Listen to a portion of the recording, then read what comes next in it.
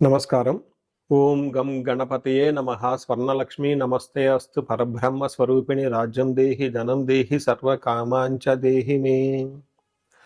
అందరికీ స్వర్ణలక్ష్మి అమ్మవారు ఎప్పుడు ప్రతి నిమిషం సంతోషంగా ఉండే విధంగా, చక్కగా నవ్వుతూ ఉండే విధంగా, ఆనందభరితంగా ఉండే విధంగా మనల్ని అందరినీ అనుగ్రహించాలని, అంతేకాకుండా మనందరికీ రాజ్యాధికారం ఉండే విధంగా అనుగ్రహించాలని, అమ్మవారు మనందరికీ సమృద్ధిగా ధనం ఇవ్వాలని, అంతేకాకుండా ప్రతి ఒక్కళ్ళకి వాళ్ళ మనసులో ఉన్న కోరిక తక్షణమే నెరవేర్చే విధంగా అమ్మవారికి మనకు ఆశీర్వాదం ఉండాలని చెప్పేసి కోరుకుంటూ ముందుకెళ్దాం.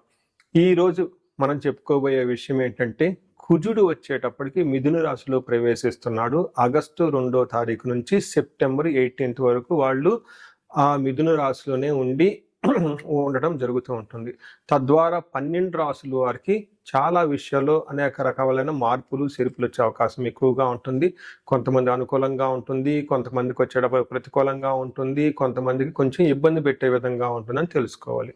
కుజుడు వచ్చేటప్పటికి ధైర్యానికి, పరాక్రమానికి, హీరోయిజానికి సంబంధించిన గ్రహము. కుజుడు వచ్చేటప్పటికి ఎనర్జీ, స్ట్రెంగ్త్, ఇనిషియేటివ్ అయిన పనికి ముందుకెళ్ళాలంటే దానికి సంబంధించిన గ్రహము. యంగర్ బ్రదర్స్, సిస్టర్స్ ఎవరుంటే వాళ్ళకి సంబంధించిన గ్రహము. అంతేకాకుండా మోస్ట్ ఇంపార్టెంట్, కుజుడును భూమి పుత్ర అంటారు. అంటే ల్యాండ్స్, ప్రాపర్టీస్, బిల్డింగ్, కన్స్ట్రక్షన్ వీటికి సంబంధించిన గ్రహం. కుజుడు వచ్చేటప్పటికి మిలిటరీ, పోలీస్, సైన్యాధ్యక్షులు ఇలాంటి వాటికి సంబంధించి వెపన్స్కి సంబంధించిన గ్రహము.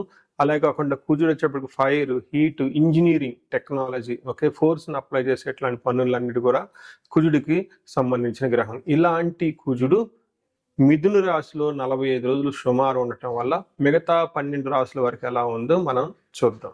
కుజుడు మిథున రాశిలోకి ప్రవేశించడం ద్వారా కర్కాటక రాశి వారికి ఎలా ఉంటుందంటే, కర్కాటక రాశి వారికి సంబంధించి 12వ స్థానంలో కుజుడు ఎంటర్ అయ్యారని చెప్తారు. ఎప్పుడైతే 12వ స్థానంలో కుజుడు ఎంటర్ అయ్యారో మనకి ఏం చూపిస్తుందంటే, అనవసరమైన ఖర్చుల గురించి సంబంధించిన వ్యవహారాలు చాలా ఎక్కువగా ఉండే అవకాశం ఎక్కువగా ఉంటుంది. అన్ఎక్స్పెక్టెడ్గా లాసెస్ ఉండే అవకాశం ఎక్కువగా ఉంటుంది. ఎవరైతే ఫారిన్లో ఉండాలి అనుకుంటున్నారో, లేదంటే ఫారిన్లో ఉన్న వాళ్ళకైతే అనుకూలంగా ఉండే అవకాశం ఎక్కువగా ఉంటుంది. నెక్స్ట్ ప్లేజర్ ట్రిప్స్ ఎవరైతే వెళ్ళాలి అనుకుంటున్నారో, షార్ట్ ట్రిప్స్, వెకేషన్స్ వీళ్ళందరికీ అనుకూలంగా ఉంటుంది. ఎవరైతే చారిటీస్ చేయాలి అనుకుంటున్నారో చారిటీస్ చేసే అవకాశం ఎక్కువగా ఉంటుంది. టోటల్గా కొన్ని విషయాల్లో ఇబ్బంది పడే పరిస్థితి ఉందని మీరు గమనించాలి. సో ఇందులో భాగంగా చూసుకుంటే కుజుడు 12వ స్థానంలో ఉంటే మన మహర్షులు సంస్కృతంలో ఒక శ్లోకం రూపంలో పెట్టడం జరిగింది. అదేమని చెప్తారంటే, ప్రవాసం వ్యాధి పీడాంచ బంధువైర ధనక్షయం దేహ పీడాంచ సంచారం 12 స్థానకే కుజ అంటారు. అంటే 12వ స్థానంలో ఎప్పుడైతే కుజుడు ఉంటారో, ప్రవాసం అంటే ఉన్న పొజిషన్ వదిలిపెట్టేసి దూరంగా వెళ్ళే అవకాశం ఎక్కువగా ఉంటుంది. అవుట్ స్టేషన్ వెళ్ళే అవకాశం ఎక్కువగా ఉంటుందని గమనించుకోవాలి. అంతేకాకుండా భార్యతోటి, బంధువులతోటి గొడవలు వచ్చే అవకాశం ఎక్కువగా ఉంటుంది. శారీరకంగా అలసట ఎక్కువగా ఉంటుంది. తర్వాత సంచారం, అనవసరంగా అటు ఇటు ట్రావెల్ చేసే అవకాశం కూడా ఎక్కువగా ఉంటుంది. చూసారు కదండి, ఒక రకంగా చెప్పాలంటే కుజుడు 12వ స్థానంలో ఉండటం వల్ల అనవసరమైన ఖర్చులు, హాస్పిటల్స్కి వెళ్ళే అవకాశం ఎక్కువగా ఉంటుంది. అయితే ఇందులో ఒక పాజిటివ్ కూడా ఉంటుందండి. వీళ్ళకి 3వ స్థానంలో ఉండటంతో ధన సంపాదన వచ్చే అవకాశం ఎక్కువగా ఉంటుంది. శత్రువుల పైన ఆధిక్యత కూడా చూపించే అవకాశం ఎక్కువగా ఉంటుంది. కుజుడు ఈ రాశి వారికి 12వ స్థానంలో ఉండటంతో ఈ వచ్చే 45 రోజులు కొంచెం జాగ్రత్తగా ఉండాలి. ముఖ్యంగా ఖర్చులు వచ్చేటప్పుడు హాస్పిటల్ రిలేటెడ్ అనవసరమైన వేస్ట్ ఖర్చులు, ట్రావెల్ చేసేటప్పుడు జాగ్రత్తగా ఉండాలని గమనించుకోగలరు. మనం ఈ రాశి వారికి పరిహారాలు చూసుకుంటే, ఇందులో పరిహారాలు 2-3 రకాలుగా చెప్తానండి. ఒకటి సెల్ఫ్ రెమెడీస్, మీరు చెప్పుకునే పరిహారాలు చెప్తాను. రెండో పరిహారం మీరు గమనించుకుంటే, ఈ యొక్క శ్రావణ మాసాన్ని దృష్టిలో పెట్టుకొని ఈ శ్రావణ మాసాన్ని ఎలా సద్వినియోగం చేసుకోవాలో దాని గురించి పరిహారాలు చెప్తాను. తర్వాత విశేష పరిహారాలు ఉన్నట్టు మీ యొక్క ఇండివిడ్యువల్ జాతకానికి సంబంధించిన పరిహారాలు 3 లెవెల్లో పరిహారాలు చెప్తాను. ఫస్ట్ ఏంటంటే, మనకు శ్రావణ మాసం వస్తుంది కాబట్టి ఈ శ్రావణ మాసాన్ని మనం సద్వినియోగం చేసుకునే విధంగా స్వర్ణలక్ష్మి విశేష హోమం అనేది ఒక హోమం జరుగుతూ ఉంటుంది. ఎవరైనా గనక, అది నా సమక్షంలో జరుగుతూ ఉంటుంది, ఎవరికైతే 16 మంది లక్ష్మీలు కావాలి, సిద్ధలక్ష్మి, మోష్టలక్ష్మి, ఇష్టలక్ష్మి, గజలక్ష్మి, ఇలా అనేక మంది లక్ష్మీల యొక్క కటాక్షం మీకు కావాలనుకుంటే స్వర్ణలక్ష్మి విశేష హోమం జరుగుతూ ఉంటుంది. ఇక్కడ స్వర్ణలక్ష్మి అమ్మవారి దేనికి ప్రతీక అంటే మీ యొక్క సంపదలకి విలువ పెరగటానికి స్వర్ణలక్ష్మి అంటారు. అంటే ఆల్రెడీ మనకు ఇల్లు ఉండొచ్చు, సంపాదన ఉండొచ్చు, పిల్లలు ఉండొచ్చు, అందరూ ఉండొచ్చు. అయితే వాటికి విలువ ఇంకా పెరగటానికి కావాల్సిన ఒక శక్తి అమ్మవారిని స్వర్ణలక్ష్మి అంటారు. ఈ యొక్క స్వర్ణలక్ష్మి విశేష పూజ చేయడం జరుగుతుంటుంది. అమ్మవారికి ఎంతో ఇష్టమైన తామర పూలతో ఈ యొక్క హోమం చేయటం జరుగుతుంటుంది. అమ్మవారికి ఇష్టమైన అనేక పుణ్య ద్రవ్యాలు మొత్తం ఈ పూజా సామాగ్రి వాడటం జరుగుతుంటుంది. ఇది అయిపోయిన తర్వాత ప్రతి ఒక్కరికి 3 వెండి కాయిన్స్ ఇవ్వటం జరుగుతుంటుంది. ఒకటి బీరువాలో పెట్టుకోవడానికి, ఒకటి మీ పర్సులో పెట్టుకోవడానికి, ఒకటి పారే నీళ్ళల్లో డ్రాప్ చేయటానికి.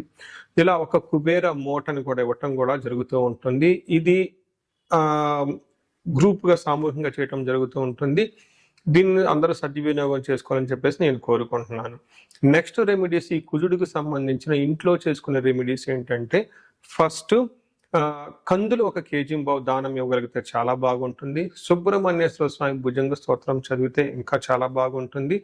ఎవరైనా గనక ఇంకా ఆంజనేయ స్వామి గుడికి వెళ్ళి మంగళవారం గనక ఆకు పూజతో గనక పూజ చేయించగలిగితే ఇంకా బాగుంటుంది. ఇవి సెల్ఫ్ రెమెడీస్ అని చెప్పుకోవచ్చు. విశేష రెమెడీస్ అన్ని కొన్ని ఉంటాయి. ఇవేంటంటే మీ యొక్క ఇండివిడ్యువల్గా జాతకంలో ఏదైనా గనక దోషాలున్నా, గ్రహశాంతులున్నా అవి ఒకసారి జాతక చక్రం చూపించుకుంటే బాగుంటుంది. ముఖ్యంగా ఎవరి వయసు అయితే 40 సంవత్సరాలు +−5 years అంటే 35 to 45, 50 ఈ రేంజ్లో ఉండి సక్సెస్ఫుల్గా 10 years ట్రాక్ రికార్డ్, ఎడ్యుకేషన్ ఉండి, ప్రొఫెషనల్ ట్రాక్ రికార్డ్ ఉండి, అంతా బాగుండి ఎక్కడో కనుక లైఫ్లో మీకు ఆగిపోయారన్న ఒక ఫీలింగ్ వచ్చేసి ఉంటే దానికి కారణం మీకున్న శాపాలు యాక్టివేట్ అయ్యి ఉంటాయని గమనించుకోండి. దానికి కారణం మీ యొక్క జాతక చక్రంలో ఉన్న గ్రహాల యొక్క చెడు యొక్క దోషాలు మీ మీద ఉందని గమనించుకోవాలి. ఇలా మీకు అనిపిస్తే ఒక్కసారి ఇండివిజువల్గా మీ యొక్క జాతక చక్రం చూపించుకొని తగు పరిహారాలు చేసుకోవాలని చెప్పేసి కోరుకుంటున్నాను. అందరూ ఇప్పుడు విధంగా స్వర్ణలక్ష్మి విశేష హోమంతో పాటు హెల్త్ బాగా లేకపోతే మృత్యుంజయ హోమము, ఆయుష హోమం చేయించుకోవటము, భార్యాభర్తలకు అన్యోన్య దాంపత్య పాశుపత హోమం చేయించుకోవటం, ఎలాంటి పరిష్కారాలను కానీ సరే రాహువుకి సంబంధించిన ఇలాంటివి ఉంటే చండీ హోమం చేయించుకోవటం చాలా ముఖ్యం అని చెప్పేసి నేను కోరుకుంటున్నాను. మీ అందరికీ అష్టైశ్వర్యాలు కలగాలని, భోగభాగ్యాలు కలగాలని చెప్పేసి నేను కోరుకుంటున్నాను. నమస్కారం.